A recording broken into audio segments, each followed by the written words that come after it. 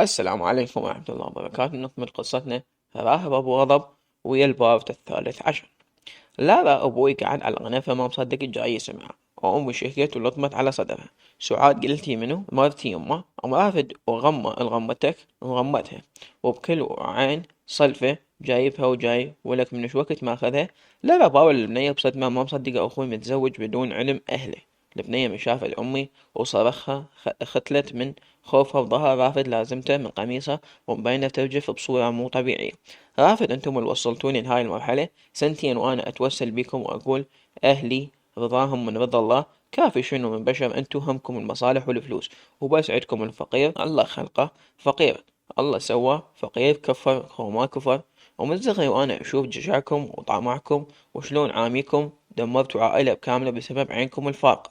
لارا فتح ايدي اثنينهن واشرهن على البيت.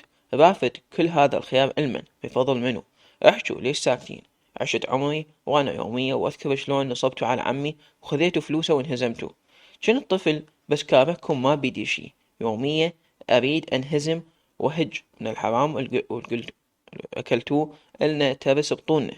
ترس لما شبعنا من الحرام شبعنا بالاموال اليتامى. انتم السبب لهنا وبس. ما كنت اخذ رايكم بزواج لان موافقتكم وعدمها ما تفرق عني. حاولت وياكم سنتين ما اقتنعت، لذلك بعد ما حد إلى عتب يمي. كافي لعب نفس من الحرام. أريد أوكل عائلتي لقمة حلال من تعبي. مرافد ولك ليش اتشيه؟ ليش خذيت هاي الحقيرة؟ أكيد مسويت لك سحر، عملت بسحرهن.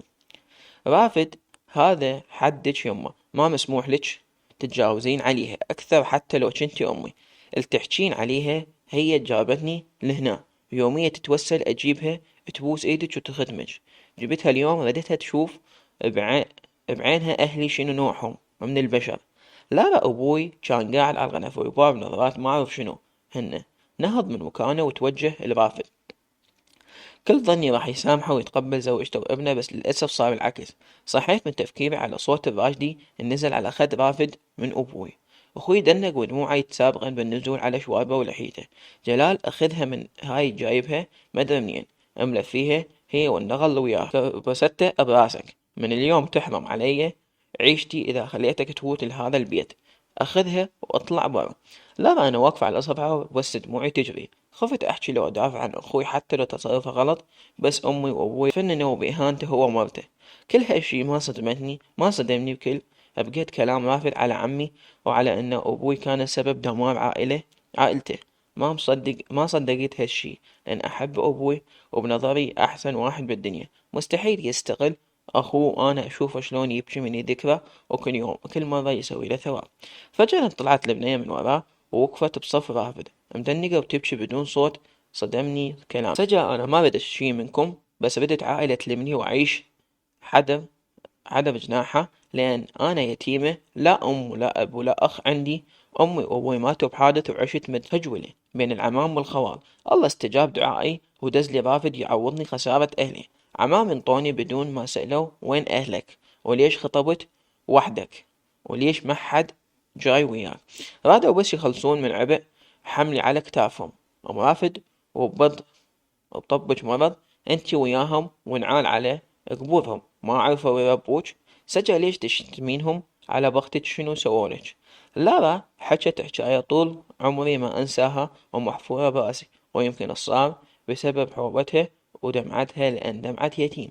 سجى أنا مو بس يتيمة، أنا أهلي سادة من أهل رسول الله، وإذا صدق عندهم حوبة يم الله راح تطلع حوبتهم بيكم، لأن شتمتوا أهلي بدون ذنب. لا ركضت لأمي لزمتها تريد تضرب البنية. رافد باللحظة سحبها رجعها ورا ظهره يحميها. أم تهد تريد تسحلها. أم رافد أم السحارة الله لا يرضى عليك، برا منكم الرسول تضحكون على الناس. شمرتي روحك على ابني وقبلتي بيه بدون ما نروح نخطبك. جلال أخذها واطلع برا. طلقة أحطها براسك إذا عتبت باب البيت أنت وياها. رافد رايح يابه ودعت ابني ونظر عيني ما أفوت لبيتكم ولا أخذ منكم درهم لو أعرف أجدي بالشارع. جلال من اليوم ما عندي ابن اسمه رافد. أنا ابن أنا أبوه مهند ومحمد بس، وأنت ميت لا تراويني وجهك أبد. لا أخوي طلع وأخذ بيده مرته وابنه، وأبوي قعد على الكرسي لازم صدره، هو عنده ذبحة من زمان. ركضت جبت له علاجه، أخذ حباية جوا اللسان، وأمي قطعت تلطمه وتملخ بروحها، وطول ما كانت تحكي وتعيط أسمعها تقول فلانة ايش راح تحكي علي، وعلانة ايش راح تقول عني. بهاي الحالة أمي همها كلام فلانة وعلانة. اجا محمد وسمع الصار، ما اهتم، بالعكس أيد قرار رافض. محمد انتو جبتوها لنفسكم سنتين وهو يتوسل بيكم، تالي بزعت روحه وراح اخذها بدون علمكم.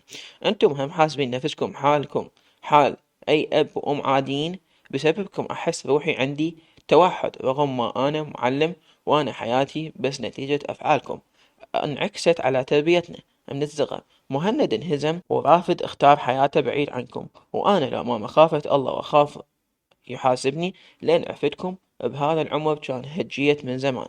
لا محمد انهد هذا بيهم تالي عافنا وطلع، بقينا على وضعنا. البيت عبارة عن نوع من المشاكل والمصيبة، أمي وأبوي واحد يحمل الثاني سبب تفكك عائلتنا، وفوق كل شي ما ظل شي على زواجي، والوضع بالبيت متوتر، حتى مالي نفس أجهز نفسي.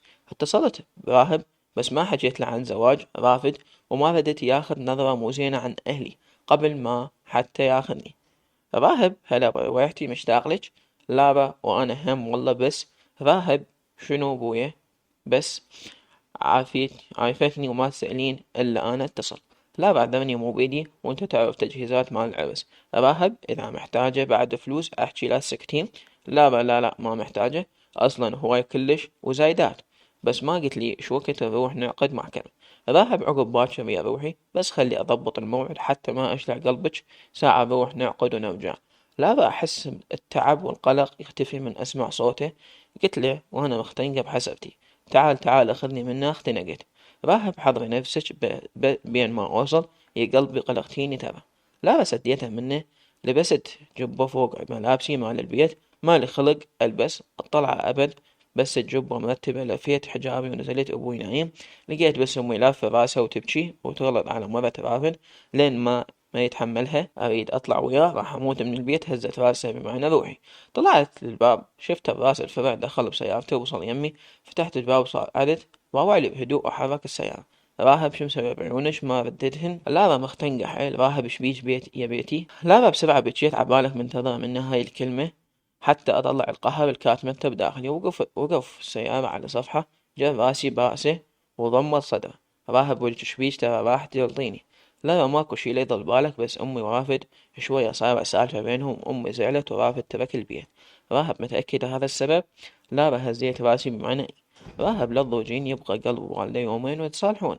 لا ردت أحكي له السبب وسكتت، بقيت حاطة راسي على متنه ورفعت وجهي بصبعه. رفع وجهي بصبعه. موعلي غمض عيونه بهدوء وفتحهن، أدوه بحركته وعيونه مركزهن على شفايفي. اتغضب مني وبالتني بادلته وشفايفي يا بجفه. راهب رجفت شفايفك بين شفايفي وراشة جسمك وانتي بين ايدي، تقضي على آخر نقطة تعقل عندي. لا راهب تحبني، راهب ما تتخيلين شقد يمكن أكثر من روحي. لا رجعت خليت راسي على متنه، قلت له خاف يجي يوم تكرهني وتعوفني. راهب اكو واحد يكره روحه امني ما اعوفش للوحة. لا رفعت راسي والضحكة شاقة حلقي. نسيت قبل شوية قلت له خاف اليوم اذا تزوجنا ولكفك عندك وحدة مصادقة ترى اموتك. راهب ليش هسه انا ما ميت بعيونك؟ لا خجلت دنقت رفع وجهي. راهب ما قلتي لي شلون تموتيني؟ لا حرارة انفاسي تضرب بوجهي، عيوني ما اعرف شنو احكي. راهب احكي ليش تخنسين شلون تموتيني؟ لا بقيت ساكتة وإيدي لازمة إيده بقوة. أنفاسي تخربط حتى النفس ما عاد أتحكم بيه. راهب جاوبي. لا يحكي بصوت قوة ينسمع، همساته يم إذني كفيلة تخليني أغمض وأسافر لعالمنا الخاص. كنت مندمجة وياه بدون شعور، أهمس باسمه حتى يسكت، ما يجي فزيت من حسية لمساته. بدت تتجرأ أكثر، فتحت عيوني على وسحن لازم خصري أحس نفسي تشنجت. خليت إيدي فوق إيده أريد أوخرها، بس بلحظة لزم المكان حيل، حسيت أصابع تغمزن بخاصرتي. راهب بوسيني وعوفج. لا راهب بوسيني. لا غمضت وتغربت منه بكل هدوء، بس ما قدرت أمنع نفسي وأمنع جسمي من الرجفة. حسيته ما عاد يسيطر، دفعت بسرعة. تفاجأ بردة فعلي، كان شبه فاقد حتى أنفاسه، تحسها ترجف. راهب ليش وخرتيني؟ لا بدأت تخليني أتندم لين أجيت. راهب ما مسوي شي حرام قدام الله، انتي مرتي وحلالي، ومرة ثانية إذا دفعتيني عنك ايدك اكسرها. لا، رجعنا اثنين زعلانين، عافني وراح. ثاني يوم اتصلت بساندرا حتى تجي يمي، وفعلا نص ساعة واجت. قعدت احكي لها كل شي صار، لان ما اقدر اضم عنها شي. احس مرايتي احكي لها اسراري بدون خوف وتردد. بس صدمتني وقالت: ساندرا، لا حبيبتي، تدرين صار لنا فترة نبي نبني بيتنا اللي موجود بهبيل، والبيت انتهى ولازم نرجع نعيش قريب على بيت جدي، وأبوي يحب العيشة يم أهله وعمام. لا، بسرعة نزلت دموعي، ما مصدقة سارة تتركيني وتروح. هاي نصي الثاني، ما أقدر أتخيل حياتي بعيد عنها، وأنا شلون بيها ومنو إلي. ساندرا يا روحي، انتي والله ليلي وما نايمة أفكر شلون أتركك وأروحن. لا ترديني فوق قهري، لا تزيديني. تدرين هذا حلم أبوي من زمان، وبس هو من أهله عايش ببغداد، وكل كان كل كل يوم عنا المسافة يروح يشوف أهله الأربيل. يقول: تعبت وأنا بعيد عنهم. وبعدين جدي مريض وطالب أبوي يكون يمه. لا بقى أحس روحي ما أعرف شنو أحكي، ما متوقع يجي يوم وتتركني ساندرا وتروح بعيد عني. ما أصدق ما أشوفها كل يوم. بيومها بقينا لليل ساعة نذكر أيام قبل ونضحك، وساعة نذكر مفارقنا ونبكي. قلت لها: شو وقت تروحون؟ قالت: بعد يومين نطلع الفجر. قلت لها: أجيكم قبل ما تروحون أودعكم شوية. واتصل أخوها قالها: جايج. قبل ما تروح حضنتها بكل قوتي، واثنين نبكي، لأن بعد ما أقدر أشوفها لأن راح تنقل كليتها. نزلت حكيت لأمي حتى تروح تودعهم جيرانها، وعشرة عمر صب علينا فراقهم، صعب علينا. الساعة ب12 اتصل راهب قال: حضري نفسك أجيش ب8:30 الصبح أروح المحكمة. قمت حضرت ملابسي أنا أروح بيهن، بس مالي خلق حتى أروحه. وعكس قبل كنت فرحانة، هسه أحس فرحتي مالها طعم. هواي مشاكل صارت ما كنت أشوفها إشارة من رب العالمين، حتى أنهي الزواج كنت معمية بحب راهب. الصبح قعدت رحت الأهلي، انطيتهم خبر على مود العقد، وراهب من الباحة قال: ماكو داعي تجيبين ولي أمرك، لأن بالغة السن القانوني مو قاصر. بدلت لبست فستان بنفسجي، وهمت حجاب وياه، خليت كحلة ومرطب شفايف. شفت رمشلي، بمعنى اجيت. لبست حذائي طلعت أمي ورانا، ذبت ماي. رحنا للمحكمة. واحد من الضباط قال له: روح هسه كمل إجراءات المستشفى والتحاليل حتى ما تطلعون وتكملون كل شي اليوم. وفعلا رحنا، حللنا وطلع اثنيننا دمنا متطابق. بعدها رجعنا المحكمة، وصار وقت ندخل للقاضي. ولا عبالك قاضي، عبالك قابض أرواح. جسمي عرق وقمت أخطر، خايفة أدخل. راهب لابتي: شويش ترشفين؟ لا بقى أخاف من القاضي. راهبي مو هو وحش، فوتي بابا هو بشر حاله حالنا. عايش خايفة؟ لا بقى فخامة الاسم تكفي. راهب: يلا بويا اتأخرنا. لا بقى دخلنا الغرفة، كان ندنق من شافني نهض من مكانه، سلم على راهب، والعجيب يضحك ويتشاقى ويقول له: راهب عليش وربطت روحك؟ لو باقي عزب أحسن إلك من دوخة الراس.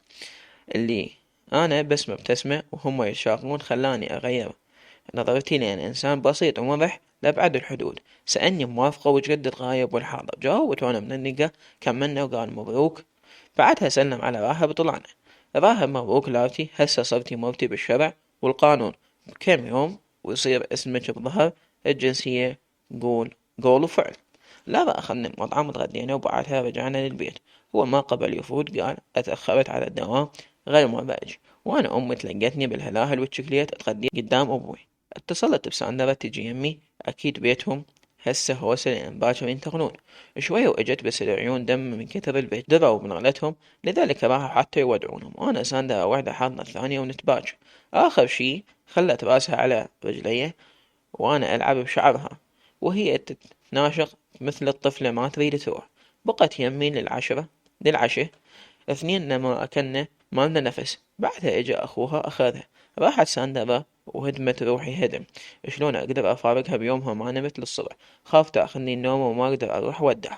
صارت الساعة بالستة، لبست بنطلون عادي وبلوز وحجابي، شمرت على راسي، شفت محمد يصلي بالصالة، وقفت قدامه وأنا أبلع بالغصة الواقفة ببلعوم.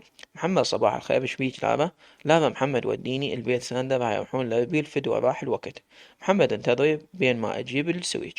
لابا بسرعة جاب السويج. صعدت لما وصلني البيت ساندر، وقفات سيارتين كبار حمل ومحملين أغراضهم، سيارتين صغار مالاتهم يروحون بيهن.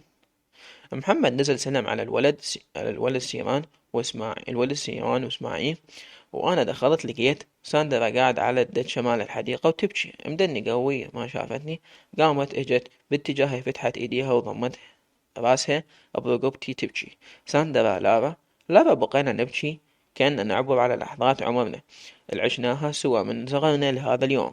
كنا أخوات بكل معنى الكلمة، ومتأكدة لو عندي أخت ما راح تحبني مثلها. اجت أمها وجوليان هم خطية يبشن شوية، وإجت الجيران تسلم عليهم، يحضن بأم إسماعيل. ما مسوي أذية على أحد، لا هي وعائلتها، لذلك شيلتهم خلص الكل يتأذى عليهم لأن خوش ناس، والجيران ذهب صافي. صارت ساندرا بالسيارة وأنا واقفة وودعها، رفعت إيدي سلمت عليها وهي أحس على ساعة يوقف قلبها من البكي. اتحركت سيارات اللي بيها الأغراض، وأبوهم سلم علينا وعلى الجيران وصعد السيارة. تحركوا وأحس روحي حمامة تريد تتبعهم وتتبع أثر خطواتهم، وكل ما تبتعد سيارتها على عيني كل ما أحس جاي أفقد جزء من روحي. حسيت بإيد اتربيت على متني. التفتت بقهر شفت محمد، حضنته وبكيت بصوت عالي بنص الشارع. محمد شنو السالفة العرتي؟ قولي يا الله، وبعدين الله شاهد وش وقت ما تردين اخذك هنا الها، وهي هم ابوها يجي لبغداد يجيبها يمك، وبعدين شنو النت الله موجود وتقدرين كل ساعة تتصلين بوحدة تشوف الثانية صوت وصورة. لا، رجعنا البيت بس حالتي متدمرة على أختي وصديقتي من البكي والقهر، وخفيت ما أدري روحي. فزيت على صوت أبوي جوا بالبيت يغلط على واحد بصوت عالي. قوة نهضت، أحس راسي منفوخ وعيوني ما أشوف بيهن. نزلت شفت أبوي يتصل بواحد وأمي واقفة يمه تأشر له بمعنى شكو. سدة وجاوبها جلال ماكو شي، أكيد سوء تفاهم بخصوص المطعم. هسه اتصل براهب أخليه يتصرف. لا بس سمعت اتصل وعرفت راهب اتصل قال له عمي ماكو شي، اطمن لا تخاف لأن المطعم باسمك وأنت مشتري. صار يضحك ويا راهب. آخر شي سمعته قال له صار تدري. نهى المكالمة أبوي والتفت لي. جلال بابا حضري نفسك، خطيبك عازمتك على الغدا، قال ساعة وأجي آخذه. لا أكيد متصل بيا وأنا نايمة ما انتبهت لأن صامت. قلت له بابا مالي خلق راسي يريد ينفجر، هسه اتصل بي واعتذر منه، ما أقدر أروح خليه يأجل العزيمة غير يوم. أم رافت فشلة يمه من الرجال وأمه، شو راح تقول وانتي مكلفة نفسها وهي مكلفة نفسها المرة وتعبانة بالطبخ. لا أمي ظلت قميص أبيض وفوقها سترة كابوي قصيرة، مسامت عيوني بالكحلة حتى يخفف النفخ جواهن. ما كنت أظن كاشخة مرتبة نفسي ورايحة برجليا للجحيم، وباقي ساعة وحدة وتنتهي. لا